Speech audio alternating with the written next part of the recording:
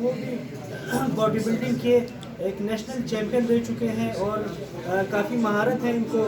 International سطح پہ بھی ان کو چیف جج کی حیثیت سے انوائٹ کیا گیا تھا. ان سے پوچھتے ہیں کہ ذوق ڈویژن میں نوجوانوں کے لیے باڈی بلڈنگ کرنے والوں کے لیے کیا ایشوز ہیں اور ان کا کیا پیغام ہے, بالخصوص یوتھ کے لیے وہ اپنی رائے پیش کریں تاکہ ان سے ہم جان سکیں کہ باڈی بلڈنگ ایسوسیشن اس کا کیا کردار رہا ہے یہاں پہ ذوق کے حوالے سے. جی سر, تھینک یو.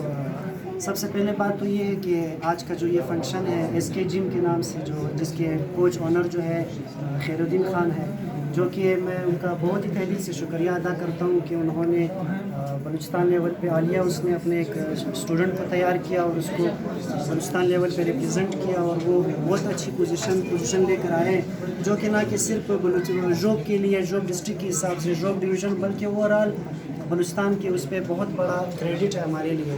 تو یہ کریڈٹ میں خیر الدین کو دینا چاہوں گا, اور امید کرتا ہوں کہ آنے والے وقتوں میں بھی اس سے 1000 گنا کئی چیمپئنز وہ تیار کریں. تو سب سے پہلے میں ان کا زیادہ مشکور ہوں. دوسری بات, کوشچن آپ نے کیا کہ یوتھ کے لیے پیغام, یوتھ کے لیے کیا پیغام. یوتھ کے لیے پیغام ہے کہ youth fitness industry, body building, fitness industry میں باڈی بلڈنگ کو اسپورٹس کا مدر آف گیمز کہا جاتا ہے.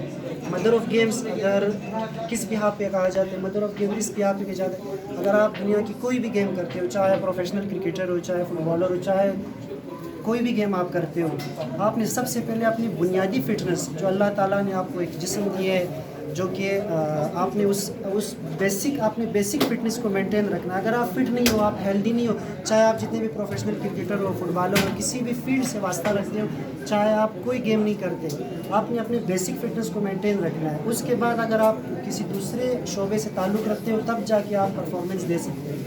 تو یہ تو ایک بنیادی ضرورت ہے, اور بنیادی ضرورت جو ہے ہر انسان کے لیے جو ہے وہ اہمیت کا حامل ہے.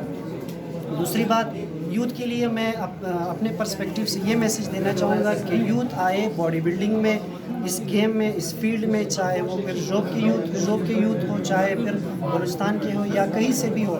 باڈی بلڈنگ گیم جو ہے وہ آپ کو ایک تو آپ کو فٹ رکھتا ہے, دوسرا آپ کو مینٹلی فٹ رکھتا ہے, آپ کو فزیکلی فٹ رکھتا ہے. اگر آپ اس فیلڈ میں آتے ہو, آپ وہ کمپٹیشن آپ نے نہیں کھیلنے.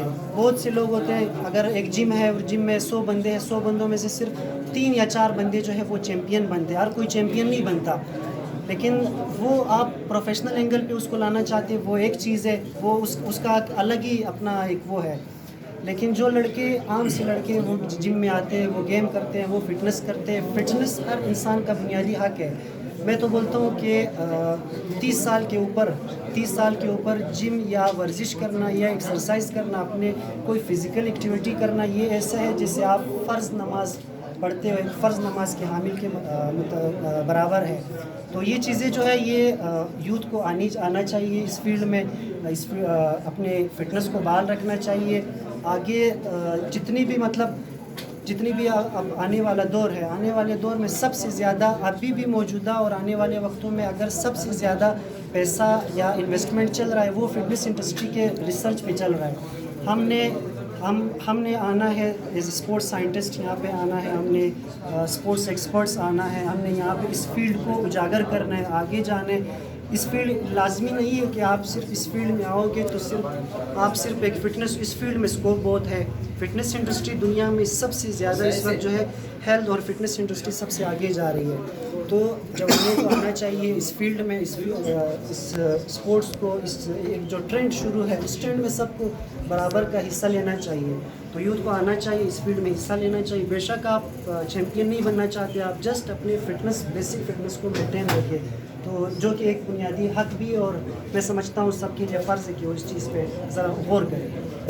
بہت بہت شکریہ. تھینک یو, شکریہ.